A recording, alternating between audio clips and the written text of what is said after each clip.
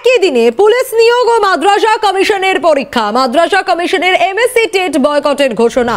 Boycott Paschimbanga মাদ্রাসা students ইউনিয়নের তরফ থেকে।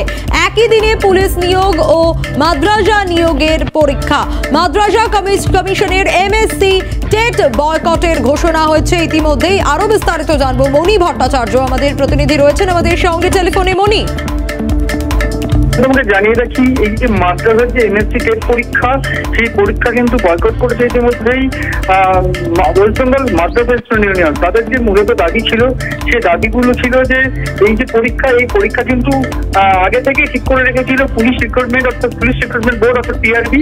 তারা কিন্তু 28 জানুয়ারি যে তাদের সাব ইন্সপেক্টর নিয়োগের যে পরীক্ষা হবে, সেটা কিন্তু আগে থেকে ঠিক করে রেখেছিল।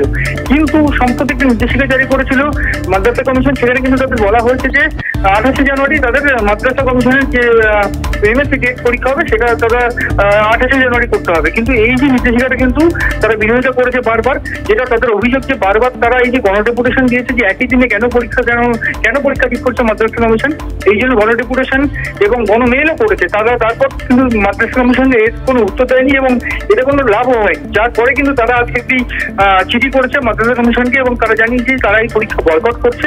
তাদের মূলত যে দাবি ছিল যে এনসিটির যে গাইডলাইন মেনে তাদের নেগেটিভ মার্কিং যেটা নতুন এবছর করেছিল, সেটা বন্ধ করতে হবে। তাছাড়া এই যে পরীক্ষা, সেটা পরীক্ষা এই যে টেট এমএসসি টেট, সেই টেটের যে টাইমটা, সেই টাইমটা কিন্তু দিনটা বদলাতে হবে এবং যেদিনই নবনির্ধারিত যে টাইমটা হবে, সেটা যেন কিছুটা সময় দিয়ে তাদেরকে ডেট ঠিক করা হয়। এই দাবিগুলো কিন্তু মূলত ছিল, কিন্তু এই দাবিগুলো জানি কোনো লাভ হয়নি। সেই জন্যই এই টেট এমএসসি টেট বয়কটের সিদ্ধান্ত পরীক্ষার্থীদের, যেটা এমনটা সূত্রের খবর। সোনিয়া, ধন্যবাদ মণি।